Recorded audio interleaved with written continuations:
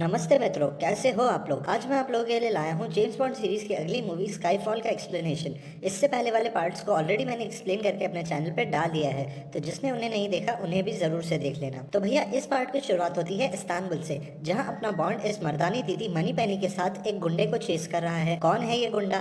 भाई, इस बंदे का नाम है पेट्रीज, जो MI6 British secret service agency के अंडरकवर एजेंट्स की एक लिस्ट लेकर के भाग रहा है, जो कि एक बहुत ही सेंसिटिव लिस्ट है। अब एम बॉन्ड को बोलती है कि बेटा, वो लिस्ट नहीं घूमनी चाहिए और ना ही उस पेट्रीज के हाथों कहीं जानी चाहिए, वरना सारे के सारे एजेंट्स एक्सपोज हो जाएंगे और फिर पता नहीं उन बेचारों पर क्या होगा। ये सुन बॉन्ड गंदे तरीके से इस पेट्रीज के पीछा करने लग जाता है और उसके पीछे अपनी मनी पेनी भी रहती है। अब पेट्रीज का पीछा करते करते बॉन्ड को पेट्रीज की एक गोली भी लग जाती है, पर फिर भी वो उसका पीछा करता रहता है। अब आखिर में अपना बॉन्ड और पेट्रीज ट्रेन के ऊपर एक दूसरे से लड़ाई करते हैं। अब अपनी ये दीदी मनी पेनी एम को बोलती है कि आगे टनल है और रास्ता भी बंद है, अब और मैं उन लोगों का पीछा नहीं कर पाऊंगी। और ये भी बोलती कि मैं शायद पेट्रीज को शूट कर सकती हूँ, पर मैं श्योर नहीं हूँ, गोली बॉन्ड को भी लग सकती है। अब ये सुन एम मनी पेनी को शूट करने का ऑर्डर देती है और मनी पेनी गोली चला देती है, पर गोली जाके पड़ती है बॉन्ड को और अपना बॉन्ड जाके गिर जाता है पानी में और ये पेट्रीज वो लिस्ट लेकर के वहां से निकल जाता है। लौड़े लग गए लौड़े लग गए। अब इस कांड के 3 महीने बाद एम को गैरेथ मिलरे मिलने बुलाता है। ये इंटेलिजेंस एजेंसी का चेयरमैन है। अब ये एम को बोलता है कि एम, आपका टाइम पूरा हो चुका है, अब आपको शायद रिटायरमेंट ले लेनी चाहिए, क्योंकि आपने वो लिस्ट भी खो दी और आपने 007 एजेंट को भी मरवा दिया। ये सुन के एम उससे बोलती है कि किसी को मुझे कुछ समझाने या बताने की कोई जरूरत नहीं है, जब काम खत्म हो जाएगा तब मैं अपने आप ही रिटायर हो जाऊंगी, और फिर वहाँ से चली जाती है। अब ऑफिस जाते वक्त रास्ते में एम को बताया जाता है कि एजेंट्स की उस लिस्ट को डिकोड किया जा रहा है और उसे MI6 के ऑफिस में आपके ही कंप्यूटर से डिकोड किया जा रहा है, और उसके बाद उन्हें ये मैसेज देखने को मिलता है। फिर उनकी कार को रोक लिया जाता है। अब जैसे ही एम उस कार से बाहर निकलती है तो वो देखती है कि MI6 की पूरी बिल्डिंग उनकी आंखों के सामने ब्लास्ट हो गई है। अब सबको लगता है कि बॉन्ड तो निपट चुका है, पर हीरो इतनी जल्दी थोड़ी मरता है। अब अपने बॉन्ड को इस बात का गुस्सा था कि एम ने मनी पेनी को गोली चलाने को क्यों कहा। मतलब यार, एम को बॉन्ड पे भरोसा होना चाहिए यार कि वो उस पेट्रीज को मार देगा और लिस्ट ले लेगा, और इसी गुस्से के चक्कर में भाई वो एम के पास दोबारा लौट के नहीं जाता और बढ़िया अपनी मरी हुई जिंदगी का मौज मनाता है, कहीं दूर बैठ करके बढ़िया दारू वारू पीता है। अब बॉन्ड दारू पीते पीते अपनी झंड जिंदगी के बारे में सोच रहा था कि उसे न्यूज में देखने को मिलता है कि MI6 की बिल्डिंग को किसी ने उड़ा दिया है, और ये देख के उसके अंदर का देशभक्त जाग जाता है और वो सब भूल करके पहुंच जाता है एम के। अब एम उसे देख के बोलती, कहाँ मर गया था वे अभी तक? तो बॉन्ड कहता, मैंने थोड़ी बोला था मुझ पे गोली चलवाओ, और उस टाइम अगर मुझ पे गोली नहीं चलवाती तो मैं उस पेट्रीज के बच्चे को भी पकड़ लेता, वो लिस्ट भी नहीं जाती और ये कांड भी नहीं होता। तो एम उससे कहती है, हाँ ठीक है ना, तो हो गई गलती, और वैसे भी उस वक्त या तो मैं तेरी जान देखती या फिर उन बाकी सारे एजेंट्स का सोचती जिनकी इन्फॉर्मेशन उस लिस्ट में है। अब बॉन्ड को ले जाया जाता है MI6 के नए ऑफिस में। वहाँ सबसे पहले उसके सारे फिजिकल और साइकोलॉजिकल टेस्ट होते हैं, पर अपने बॉन्ड की हालत तो भाई बहुत ज्यादा खराब रहती है और वो सारे टेस्ट में फेल हो जाता है और उसकी छाती में अभी भी पेट्रीज की मारी हुई गोली रहती है।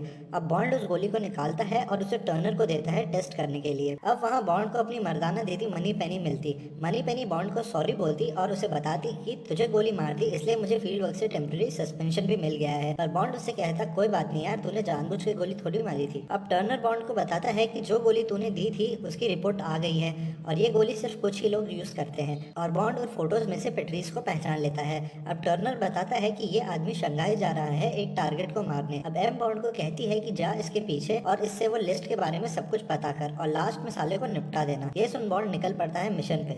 अब टर्नर एम को पूछता है कि क्या बात है, बॉन्ड ने सारे टेस्ट पास कर लिए? तो एम कहती है नहीं। अब बॉन्ड जाता है नए क्वार्टर मास्टर से मिलने, जो बॉन्ड को उसके फिंगरप्रिंट से कोटेड एक गन देता है जिसे सिर्फ बॉन्ड ही चला सकता है, और उसके साथ में एक रेडियो देता है जिससे MI6 को बॉन्ड की लोकेशन मिल सके।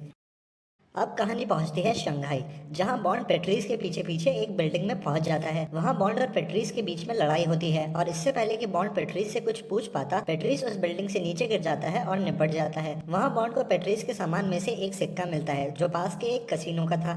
उधर एम देखती है कि जिसने भी MI6 के एजेंट्स की लिस्ट चुराई थी उसने पहले कुछ एजेंट्स के नाम यूट्यूब पर एक्सपोज कर दिए हैं। अब अपना बॉन्ड कैसीनो में जाता है। वहां जाकर बॉन्ड उस सिक्के को काउंटर पर देता है और उसे कैश करने को कहता है, पर ये कांची दीदी उसे रुकने को कहती है और फिर पहुंच जाती है अपने बॉस के पास। ये देख बॉन्ड समझ जाता है कि कुछ न कुछ तो गड़बड़ जरूर है। अब थोड़ी देर बाद बॉन्ड के पास ये दो कांचे आते हैं पैसों का भरा हुआ बैग लेके। ओ भैंचो, एक सिक्के के बदले इतना पैसा, गजब है भाई। अब अपने बॉन्ड के पास आती है मोहतरमा सेवरीन। बॉन्ड से थोड़ी देर बात करने के बाद वो बॉन्ड से कहती कि मैं तुझे उस आदमी के पास ले जाऊंगी जिसने पेट्रीज को हायर किया था, पर बदले में तुझे उस आदमी को मारना होगा। और इतने में बॉन्ड पे उस कसीनो के गुंडे हमला कर देते हैं, पर अपना बॉन्ड उन सबको निपटा देता है और वहाँ से निकल जाता है। अब एम और बाकी के लोग देखते हैं कि जो एजेंट्स की लिस्ट यूट्यूब पर आई है उसमें से एक एजेंट को मार दिया गया है। अब अपना बॉन्ड जाता है सेवरीन के यॉट पे और अगली सुबह वो लोग पहुंच जाते हैं एक वीरान से आइलैंड पे। वहाँ अपना बॉन्ड अपना रेडियो ट्रांसमीटर ऑन कर देता है। अब आइलैंड पे पहुंचने के बाद बॉन्ड को एक कमरे में ले जाया जाता है जहाँ बहुत सारे कंप्यूटर्स होते हैं। वहाँ उसके पास मिलने आता है ये बंदा, इसका नाम है भाई सिल्वा, जो पहले बॉन्ड की तरह ही एक एजेंट था। इसने ही पेट्रीज को हायर किया था और इसी ने ही MI6 की बिल्डिंग को भी उड़ाया था। अब ये वहाँ आके बॉन्ड को कहता कि एम बहुत खराब है और उसे कहता कि तेरी हालत भी खराब है, तूने ए पे फिजिकल और साइकोलॉजिकल टेस्ट पास नहीं किया, तब भी एम ने तुझे इस मिशन पे भेज दिया।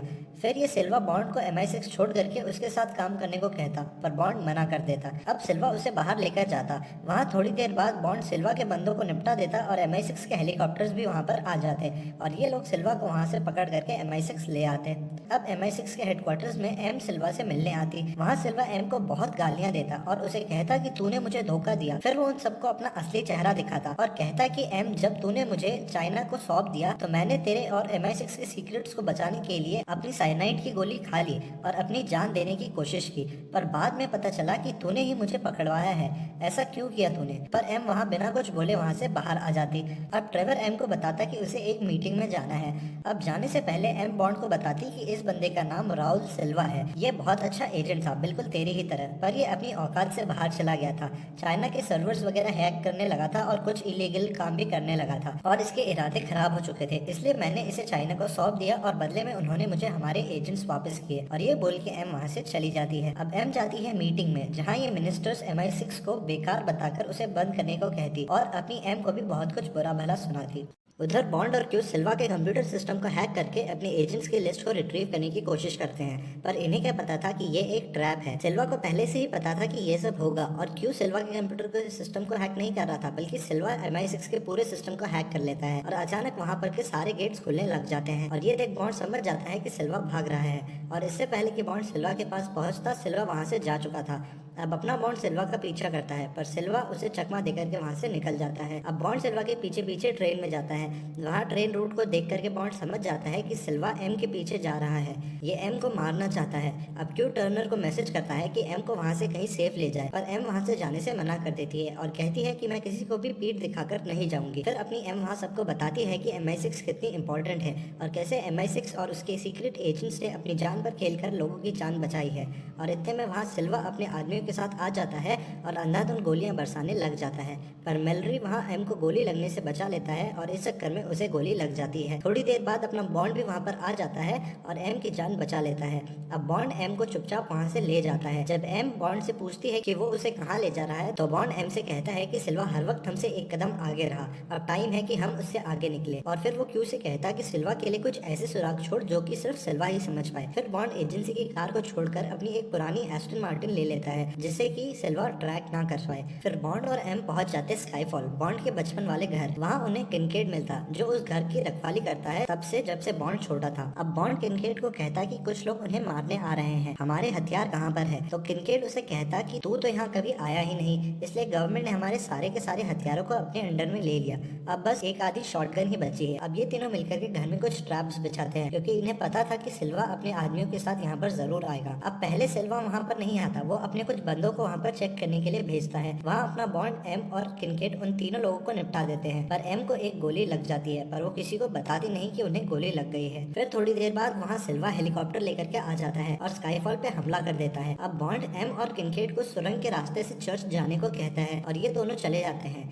फिर वहाँ सिल्वा बॉन्ड की एस्टन मार्टिन को फोड़ देता है और ये देख अपने बॉन्ड को खतरनाक सा गुस्सा आ जाता है और वो वहाँ पर पड़े हुए गैस सिलेंडर्स पे बॉम्ब सेट कर देता है और वहाँ से भाग जाता है। अब वहाँ खतरनाक सा ब्लास्ट होता है और सिल्वा का हेलीकॉप्टर बहुत बुरी तरीके से क्रैश हो जाता है। ये देख सिल्वा की फट जाती है और उसे कुछ समझ नहीं आता। अब वो आसपास देखता है और उसे दूर एक लाइट दिखाई देती है, जिसे देख करके वो समझ जाता है कि एम यहाँ से निकल गई है। अब सिल्वा उनके पीछे जाता है और उसके पीछे पीछे अपना बॉन्ड। अब इससे पहले कि सिल्वा चर्च पहुंच के एम को मारता, बॉन्ड वहां आके सिल्वा में चाकू घोप देता है और उसे निपटा देता है। पर क्योंकि अपनी एम को पहले ही एक गोली लग गई थी, इसलिए वो भी उधर निपट जाती है और ये देख बॉन्ड पहली बार अपनी लाइफ में रोता है। अब कुछ टाइम बाद मैलोरी को एम की जगह MI6 का हेड बना दिया जाता है और बॉन्ड दोबारा अपनी ड्यूटी पर लौट जाता है और मूवी की हो जाती है हैप्पी एंडिंग। गाइस, इस मूवी के अगले पार्ट को मैं नेक्स्ट वीडियो में एक्सप्लेन करने वाला हूँ, तो मिलते हैं नेक्स्ट वीडियो में। जिसने भी मेरे चैनल को सब्सक्राइब नहीं किया वो प्लीज मेरे चैनल को सब्सक्राइब कर लीजिए और अगर आपको वीडियो अच्छी लगे तो इसे लाइक करना मत भूलिएगा और अपने बच्चों दोस्तों के साथ तो इसको जरूर से शेयर कर दो।